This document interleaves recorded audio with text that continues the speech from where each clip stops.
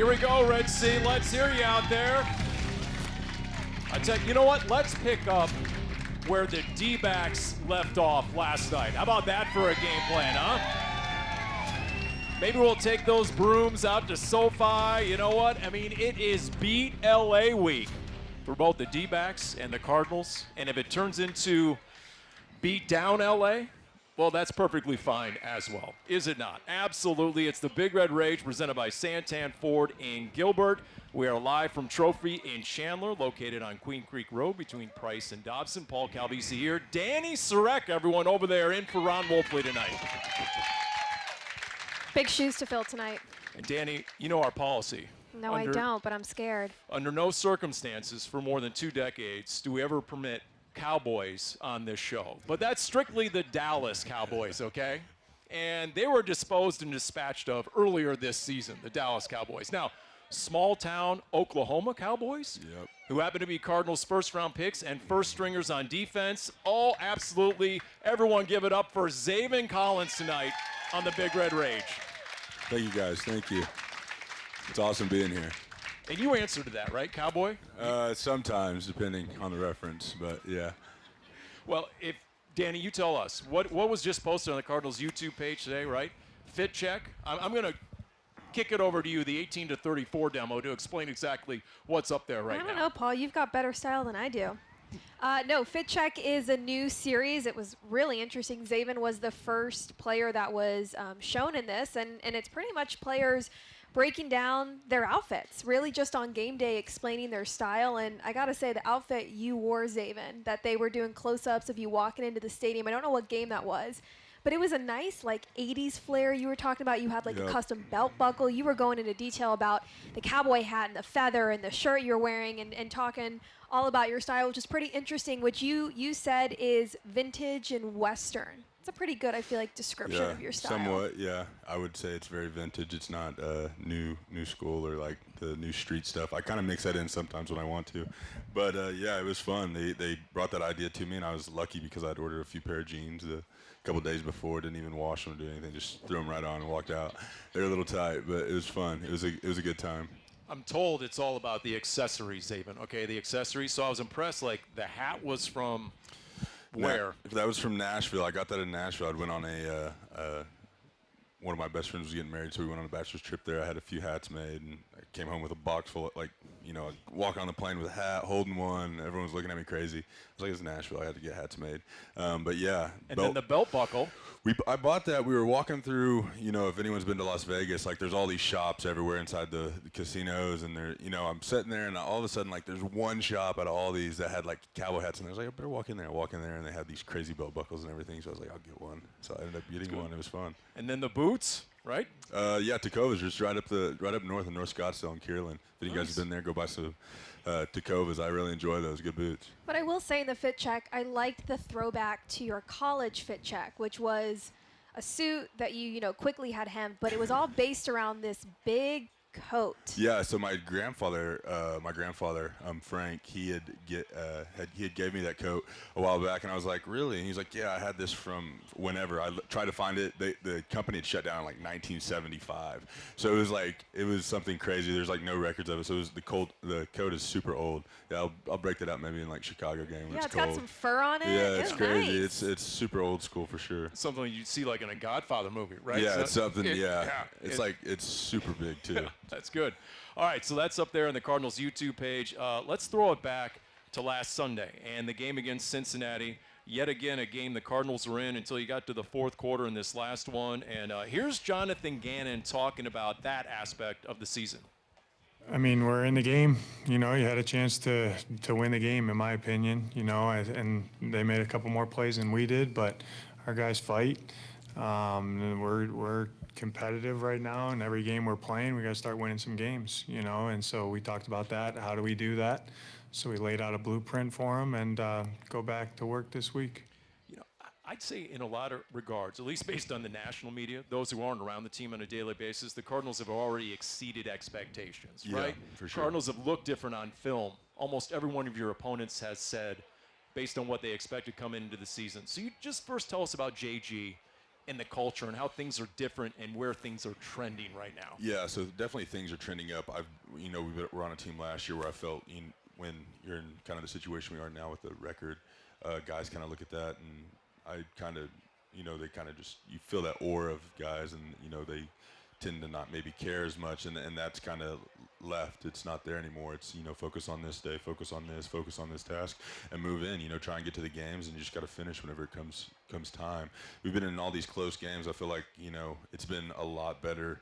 When I watch the film on Monday after the game, it seems a little bit, even though we're losing, it's rough right now. Obviously, we want to win, but it's not the as I would say, belly up, as sometimes those games felt like last year. So the culture has changed tremendously. It's a results-driven league, but we've heard from Gannon that it's all about the process, and that's going to lead to the results. And defensive coordinator Nick Rollis actually shared the metaphor he shared with the team this week about a flower, and that when the flower is growing, you don't just see the flower itself, right? You see the roots, the foundation. Even though it's not always pretty, the foundation is being set. How would you describe the foundation that is being set? Yeah, like I said, the culture is completely different. The foundation of how guys work, how guys are here in the offseason, how guys operate. You want good, hardworking people, just like any other business, any other job. You want them in your locker room. You want them contributing to the team in a positive manner, which I think we've built. We've built that team chemistry. Guys aren't getting on to other guys when things are going wrong. Guys are building each other up, trying to, make each other better every day in practice, offense versus defense, special teams, one-on-ones. Guys are doing really well when it's in that aspect of building that culture, building that foundation of what you need to have a great organization and for a great future. I smiled when you brought up the flower analogy, because Nick Sirianni in Philly, when he brought that up at the press conference, Philly, a tough town, he took a lot of heat when he made that flower analogy. What are you talking about, flowers in football, right? Okay, and Joe at the bar was all irate. Well, it turns out he was right. They went from a 4-win team to 2 years later, they won the NFC and win the Super Bowl. Yeah. And from what I can tell, you tell me true or false, Monty Ossenfort, Jonathan Gannon reset this roster in the offseason, and really the top criterion was we want players who are serious about football. Yeah. Would you agree with that? I would definitely agree. Guys, they want guys to come in the building and be ready to work, and this isn't. It's more than a sport. Obviously, when you're playing at this level, it's a it's a lifestyle that you have to live. You have to breathe it. You have to love this game. You operate like I was telling her earlier. It's like this might have been the earliest I've gotten out this week, and you get up at 7, you work till 7. You're putting in all this time, and it's not. You want fans to know, everyone to know, like you do all this stuff. You don't want to lose. You don't want to put those like in the past, like some things have been out there about the Cardinals. You don't want that by no means. Everyone spends their hard-earned money to come out, watch us, support us. So we want to play the best, be the best whenever you guys are coming out 24/7. And it's not just big-name players, I feel like, when you're looking at the defense, right? It's players who are stepping up, whether that's from injuries or whatever it might be. And I think a great example from Sunday would be safety Kayvon Wallace, who was acquired just before the regular season started. He had that interception. He had the big tackle, 4th and 1 on the goal line stand. I mean, how have you seen those type of players who are stepping in and stepping up? Yeah, those players are high-level players no matter where you go. If you're on a football field in the NFL, you're a high-level player. I truly believe that, because the NFL is very hard across the board. Yeah. It is very hard. That's why most guys, you're kind of in and out of the league sometimes. It's a very hard league. It's very tough. But those guys that have come in, they've been around just for a little bit. They've bought into the system that we're trying to build, what we're trying to do as a culture, and it's like they've been with us for months, and some of them really haven't. Well, I mean, now they have, but at the time. Yeah. And some of the guys that were younger, the rookies, we had some guys up front get injured, and that's going to happen every year. You just need guys that buy in, step up, and they're going to make mistakes. Everyone makes mistakes, and we kind of just let them go and just say, hey, focus on the next thing. How do we respond? How do we do that? I will say, too, real quick, that off that interception, you were mic'd up for the Wired, because the Cardinals mic up a player every game and put a whole piece together. So if you don't already knew that, you can go to our YouTube channel and check those out. So Zaven was mic'd up this past week. And I loved, after Kayvon Wallace had that interception, everyone on the defense is running to the end zone to celebrate. And you have your mic on, you're looking like, I'm tired. You get to the bench, you look at Dutch, like, I'm tired. Yeah, it's definitely better whenever when we get your interception closer to their end zone down there. That way we can just walk right there to the end zone. I ran all the way down there. I looked at K. White, which is Kaiser White. He's a number 7, our middle linebacker. And he's like, man, dog, I'm tired. I said, me too. I got to go. I took a picture and I left, moved straight to the right. Dennis, I sat down beside Dennis, and Dennis was like, man, that looked really exhausting. I said, yeah, it was. I just played 7 plays, 10 plays, and, come off to the side and need a breather. So I've noticed a trend. Dennis Gardeck isn't running all the way down there to strike a post. He refuses to do it. He won't do it. That guy has many talents. He's on special teams. He's on defense. I mean, he can do so much. But he has his ways, and those are his ways. He will not change from that. Because in the Dallas game, Kaiser White had the interception to seal it, right? Mm-hmm. And he wasn't on the field, and instead of running all the way down there to join the celebration, he gave props to Cam Thomas, because Cam Thomas had the stop on 1st and 2nd down that led to the 3rd down interception. And I'm like, wow, that was really thoughtful. He went over and congratulated Cam, and then I talked to him later after the game. He said, well, it was mainly I just want to run down there. So, I had to congratulate someone, so I went up to Cam because he was sitting next to me on the bench. Sometimes, though, you look at the pictures the next day and you see all the guys in the picture and you're like, dang, I should have ran down there. So you got to bite the bullet sometimes to go run down there, for sure. Well, look, we're going to talk about your sack. We'll talk more about the transition from middle linebacker. Think about it. He had a 100 tackle season last year wearing the green dot, meaning he was calling the defense. He had a position switch. And so a lot of change for Zaven Collins in year 3 of his career. We'll talk about all that. We'll hear from Dennis Gardeck himself, what he had to say about you as a former school valedictorian, by the way. We'll get into that. And a reminder, you can get single game tickets on sale, azcardinals.com/buy tickets to secure your seats today. It is the Big Red Rage. Zaven Collins, all presented by Santan Ford in Gilbert. There was the lasso again. How about it on the sack? And you heard the montage there, weeks 1 through 5. Zaven Collins, our special guest tonight on the Big Red Rage, presented by Santan Ford in Gilbert. We are live from Trophy and Chandler, located on Queen Creek Road between Price and Dobson. So you had that Washington debut, week 1. You had the pick and the fumble recovery. And ever since, 2.5 sacks, 3 quarterback hits, 12 tackles. And Dani Sureck, he's been doing it from a different position than he did last year. So, Zaven, let's just start there. I mean, this transition, is it an ongoing process? Do you feel right at home right now? Where are you at comfort level-wise? Yeah, I think, the job of being an athlete at the high level, you have to adapt and, be ready for change. The situation that we were in as a team, I was kind of like, I'll do whatever the team needs me to do at the time. Obviously, we have a great coach, Rob. He's unreal the way he lets us operate within a gray area. It's not so black and white. It's not his way or the highway. He lets us do what we want to do as long as we stay in the confinements of, kind of his rules. So, that's nice. It's been going well. The transition's been well. It's ongoing, just like any other position at any other level. If you've been playing it forever or you just kind of change to it. It's not something that I was, not new to, but it's something that I'm doing a lot more of now. Predominantly doing that, being off the edge, being off the ball. Obviously there's chances in the future to see me do that, depending on packages and stuff. But it's always open to everything.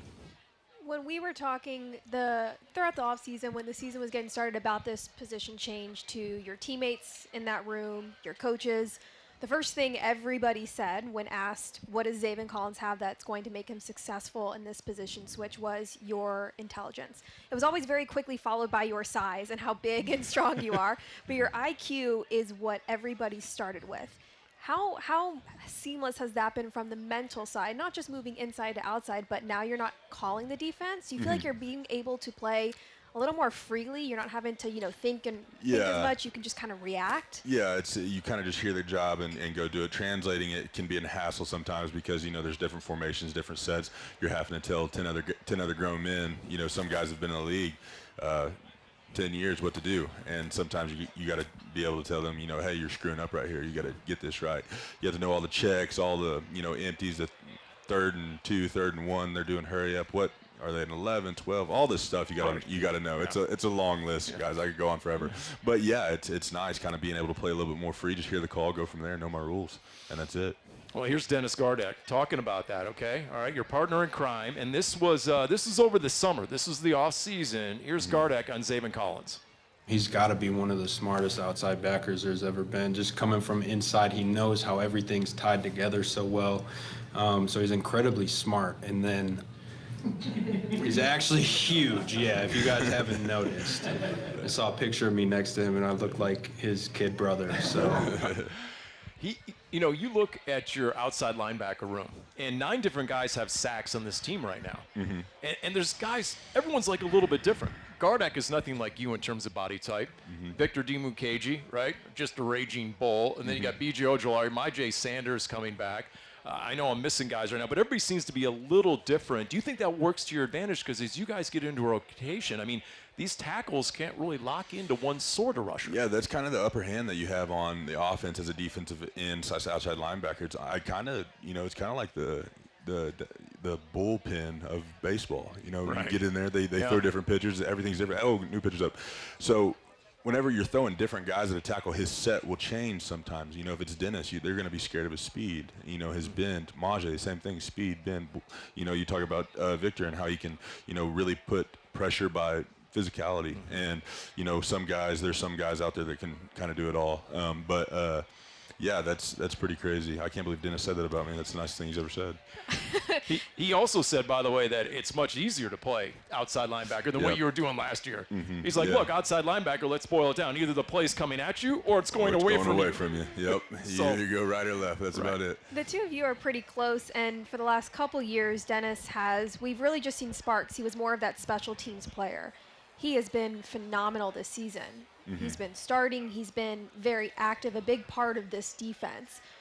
Knowing how hard he works and how close the two of you are, what has that been like for you to see this season he's had so far? Dennis is someone who, like I was saying, the culture, he's one of those guys that already had that culture within him. So, you know, he didn't have to change at all. It wasn't anything new for him to come in, work every day, take care of his body, eat right, study all the film, know what to do, all the ins and outs, be adaptable, be ready to change.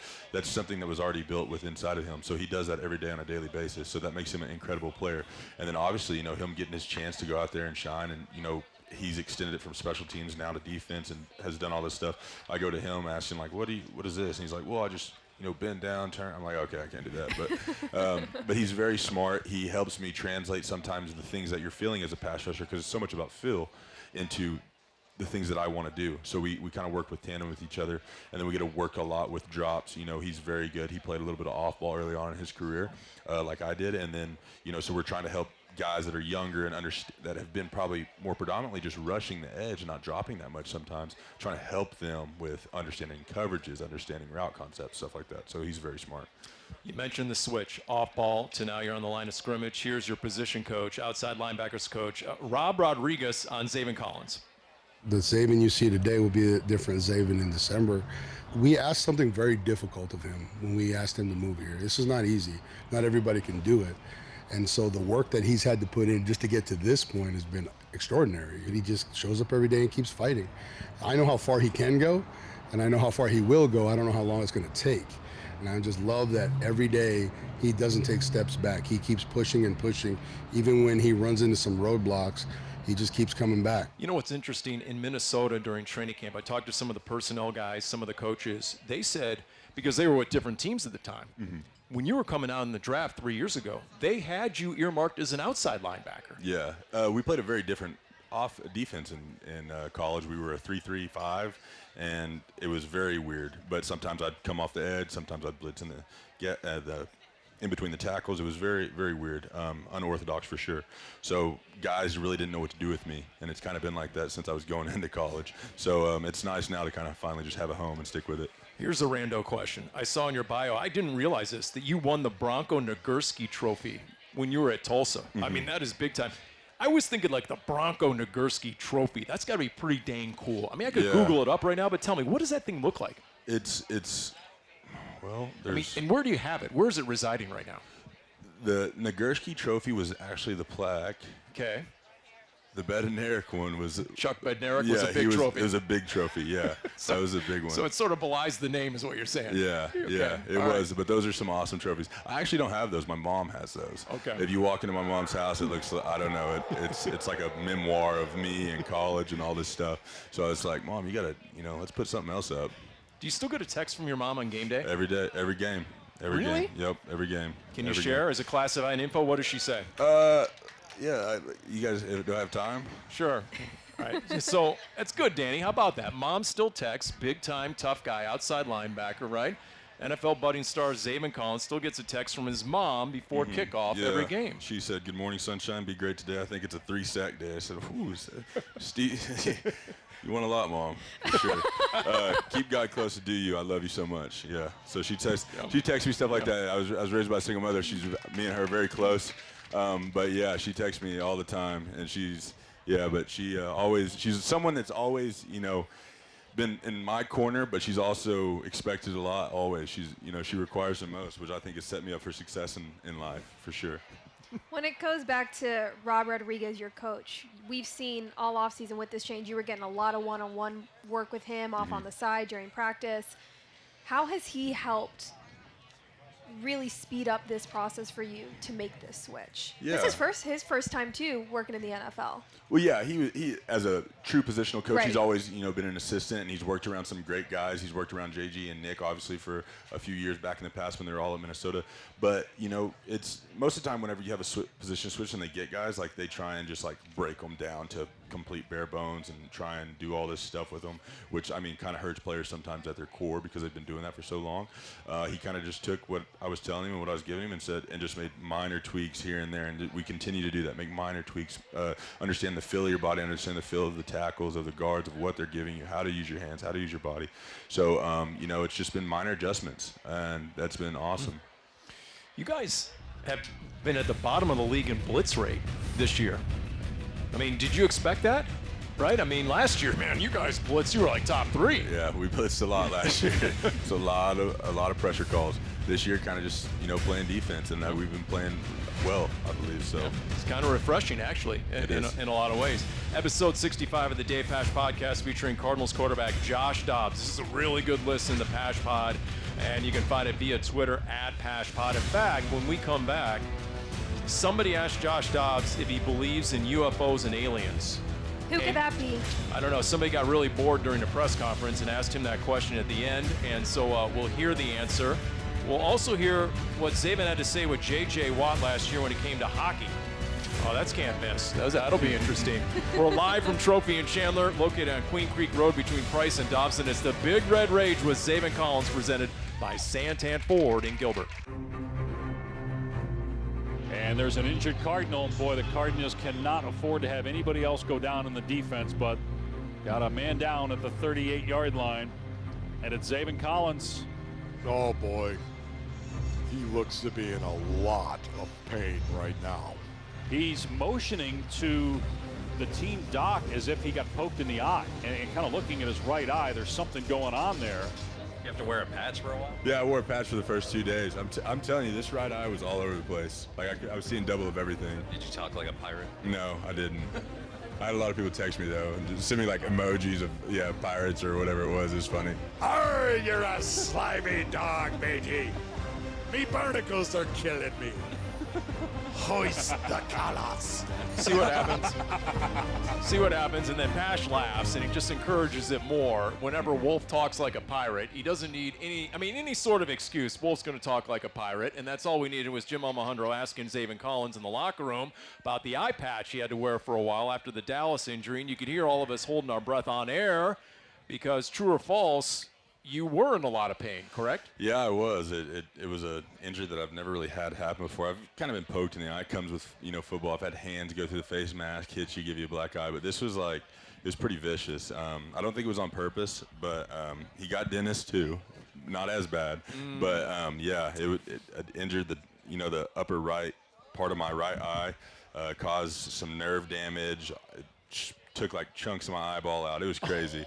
So it was, I have some pretty brutal pictures of my eye right afterward that I would not share, but You don't think about that. Like with injuries with football players, you think of like broken bones, right, or dislocating a shoulder. You don't think about hearing someone like Zaven say, I looked in the mirror and it did not look good because I was looking straight ahead with my left eye, my right eye was looking right up. Now, come on, now you're exaggerating that, right? No, it was. So, you look at yourself in the mirror every, brush your teeth. And so, when you look in the back of your eyes each morning, the left one was good. The right one was, straight up in the air. It was pointed up. So, at that point, I'd freaked out. In the blue tint, you can kind of tell when something's wrong whenever, you know, if you have a cut on your face, everyone's like, no, you're fine, you're not bleeding. And then you see like you touch it and you're like, oh, there's blood, you know? Right. Everyone kind of freaks out when you're a kid.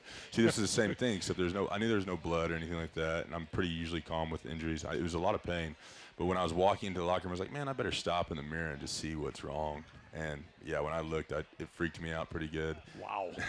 Zaven Collins is our guest on the Big Red Rage, presented by Santan Ford and Gilbert. We're live from Trophy and Chandler, located on Queen Creek Road between Price and Dobson. And if J.J. Watt was around, I'm guessing he'd probably give you a hard time about that. He retired. He's living the good life, his best life right about now. With hockey season now officially underway, and the Coyotes open their season in New Jersey against the Devils tomorrow, let's hear from Hard Knocks last year. This is a good little exchange here. I guess J.J. Watt was trying to coach you up a little bit on hockey. I don't understand the rules. How many people are on the rink or on the ice at one time? It's 5 players, 1 goalie in each team. And then if you get like a foul, you have to like sit in the box, right? So if I put you in giant ass, what are those shoes called they wear? Skates, ice skates. I couldn't think of it. Anyways, okay. No, I'm not. I just skipped my mind. You want to go skating? Where are we going to go skating here in Arizona? No, what if we fell through? We're not going on a... We go on a pond. This is what you do, right? You would fall flat on your face with that center of gravity. This is what you do? Yeah, you got it. Now, you look like a speed skater, like Bonnie Blair. That's what happens, Danny, when one guy's from Wisconsin and the other guy's from small town Oklahoma. That's right. Yeah. Not a lot of hockey in Hominy, Oklahoma. Yeah, that brought me back to a childhood memory with my mom, actually. So, you know, when it would get really cold, you're a kid, you know, it snows, you go outside, you're out of school, you're doing all that stuff, right? It was always, hey, stay off the ice. You fall through, it's dangerous. Oh, right? yeah. You know, you still walk out there on the ice. Oh. So that was what I was thinking, you know, you're on the ice, skating on the ice. Yeah. So did you go skating with JJ? No, we never made it out. I wanted to, but unfortunately, that was right as the season and his off season. I ended up going back to Oklahoma, so I never got to make it out with him. I'm sure we will one day, though. I'm sure we will. It's good. It might be a violation of your contract, so it's probably a good thing you didn't on that one. That's good. So here's one. Josh Dobbs earlier this week, and Danny didn't believe me. Danny didn't believe me that I was going to ask him the question. And at the end of the press conference, you know, there was a moment there. And Josh Dobbs, for those who don't know, aerospace engineer, does internships at NASA in the off season. Speaking of off seasons, and you know, Congress had these hearings over the summer about UFOs and aliens. I think it's topical. And so we asked him, Josh Dobbs, do you believe? I do not believe in UFOs and aliens. It was funny, though. So when I got traded, this is a crazy story. I was sitting in my apartment, and so me and my friend Trey Smith, who's a really good offensive guard for the Kansas City Chiefs, we started a little podcast. So he's a believer in UFOs and aliens. I'm not. So we were having a very tense debate for one of our podcast episodes, even to the point where we had Congressman Tim Burchett, because he's from Tennessee. He's giving us like the inside scoop, like the questions he's asking.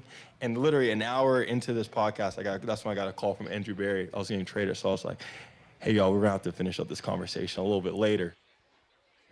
How about that? They're having the intense debate. They bring in a congressman, and all of a sudden his phone rings. I got to take this. It's the GM of the Browns. You've been traded to the Cardinals. Yeah. That's quite a story. That's a change of direction in stories for sure. Yeah. That'll make that conversation real serious quick. So you got an aerospace engineer. You got a bunch of guys from Stanford like Zach Ertz, right? Michael Wilson. You got Rondell Moore, went to Purdue and got his degree in 2.5 years. Yet you were a 4.0 guy in high school, the valedictorian. So, you know, I don't know. What's the power ranking of brain power right now in the locker room? I don't know. I think I'm above Zach and Rondell for sure. I'm not sure about Michael, and definitely not Josh. I went to Tulsa. Tulsa was a small private school, you know, very prestigious school in the Midwest. Yeah, it was fun going there. Very hard. It was no easy ride for sure. But yeah, I think Josh is probably the smartest on the team by far. Yeah, I'd say so. Yeah. That'd be my guess. Yeah. How did you end up at Tulsa? Like, how did you, I guess we should take it back even further, in a small town in Oklahoma where you grew up, how did you get into football? Because you were a quarterback and a safety, right?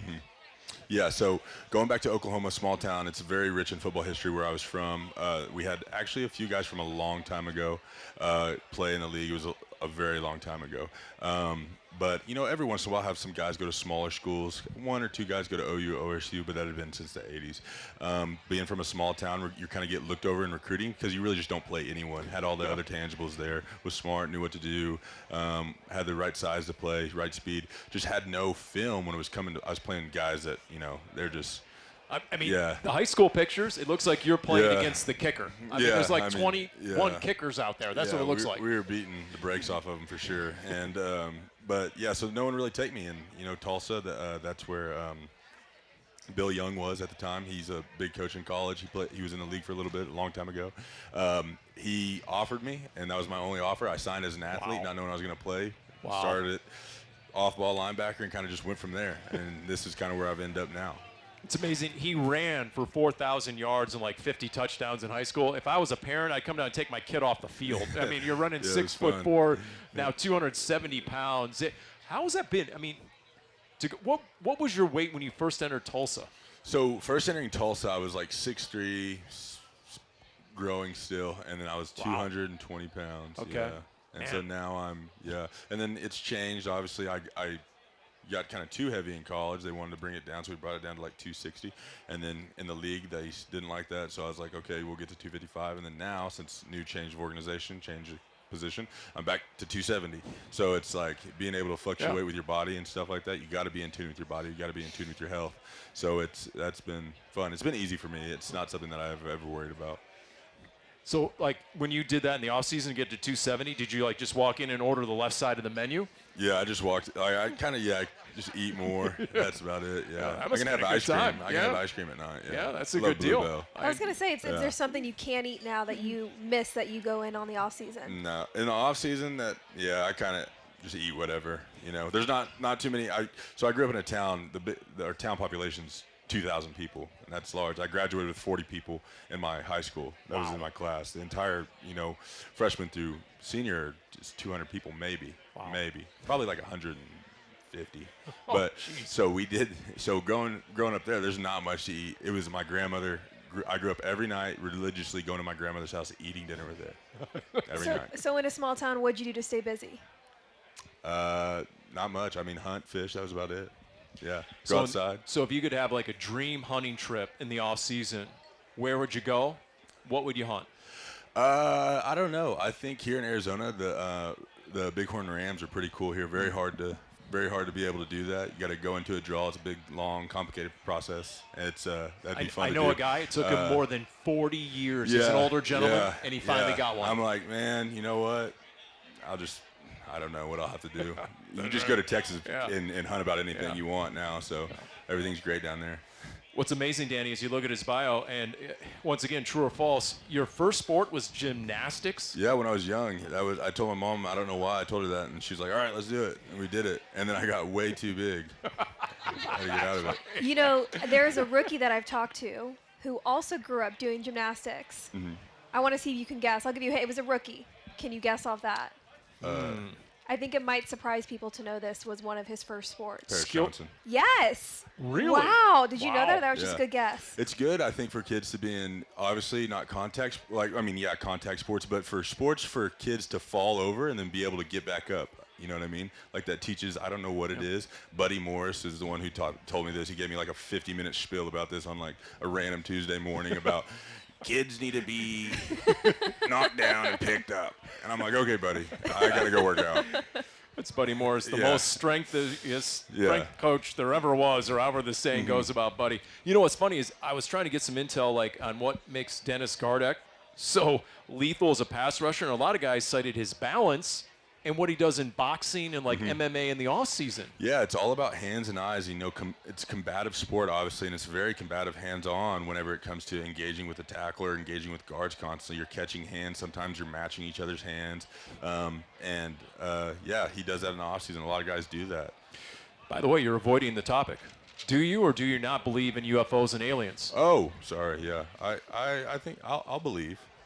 It's a vast space. Absolutely. Yeah. I mean, how does Josh Dobbs know? I don't care what data he's citing. Right? How does he know? That's what they say out there. I might as well take off my headset at this point because Paul could talk to you the rest of the show about UFOs and aliens. Yeah, I mean, I don't look past Arizona much more or less.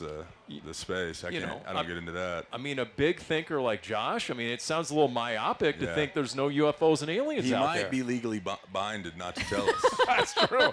That's true. You know, to Yeah. do the NASA internship, you probably signed something. He's probably got level yeah? 3 clearance that we don't know about. He's probably seen stuff that he just Yeah. can't tell us about. So, yeah, no, I agree with Good you on point. that one. Yeah, I do agree with that one. That's no doubt. He is impressive though. I mean, have you had a chance to talk with Josh Dobbs? Like, Yeah, we've had a little bit of conversation, not in detail like that Right. about what he does, but he's a very Right. intellectual dude, very smart.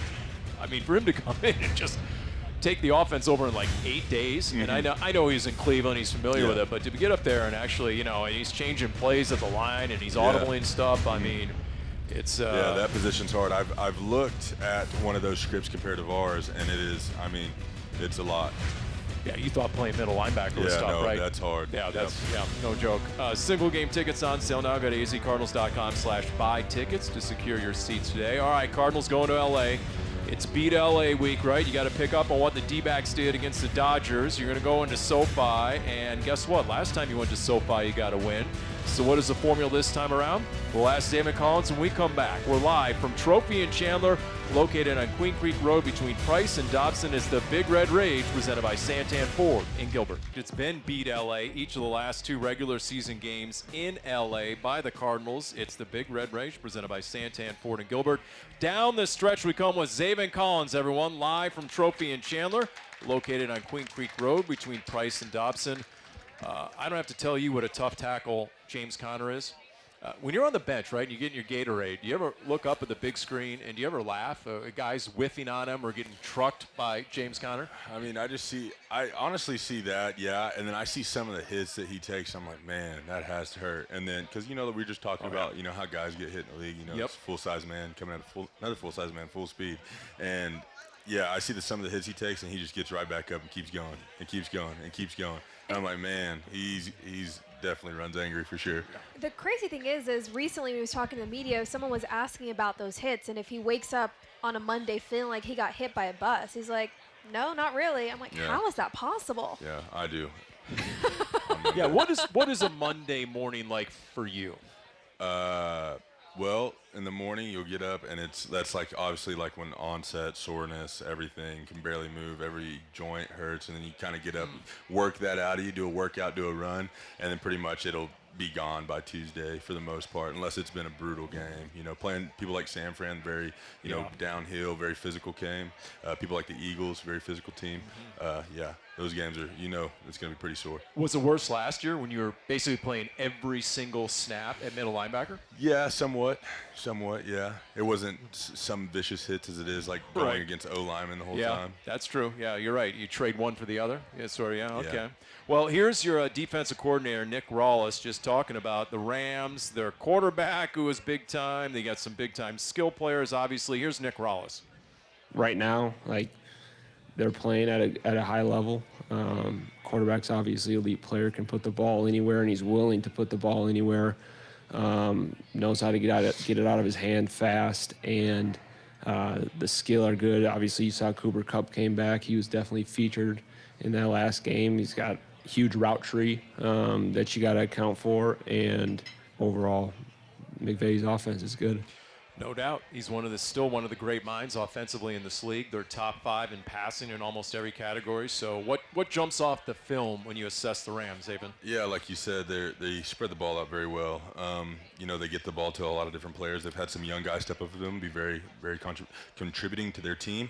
Obviously, Matthew Stafford and Cooper Kupp are unreal players. Like they're saying, the route tree that he, if you're playing, okay, we'll switch it up. We'll play outside leverage. He'll run something inside leverage. He'll, and they can do it on the fly by hand signals, all these things. Matthew Stafford's very smart in the way he checks in and out of, coverages, blitzes, all this stuff. It's unreal.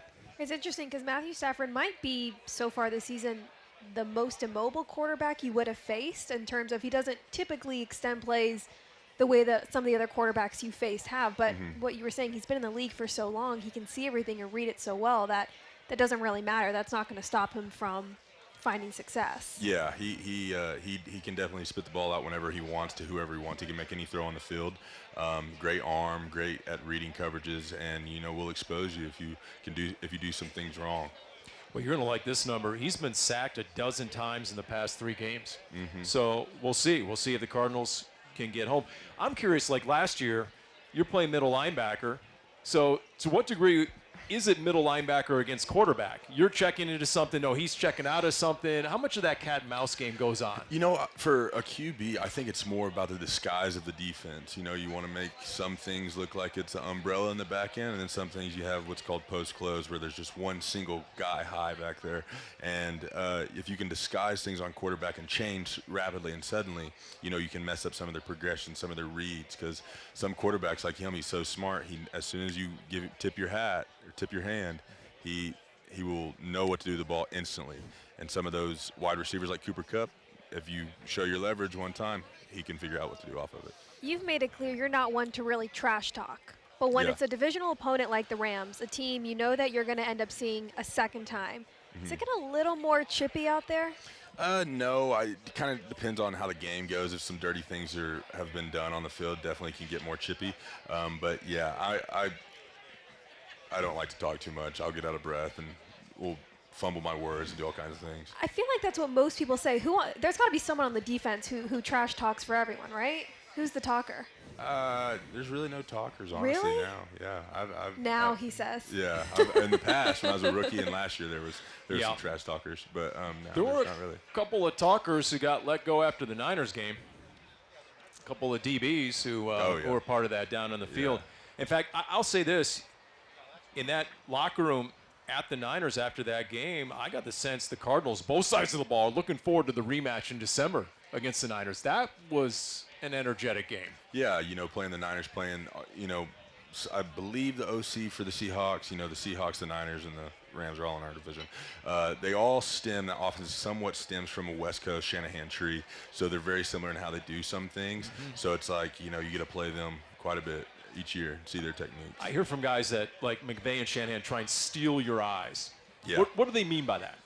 You know, they're going to have a guy flash this way, you'll look, and then someone's hitting you from this way, and the ball will be spit out, you know, or they'll run concepts where they try and get one-on-one with an advantage that they think is great for them. You know, they'll make you think they're doing one thing, and then bam, it's, you know, or they'll set things up. They'll run the same play over and over again, and then right when you think it's coming back to that, they'll pop it over the top.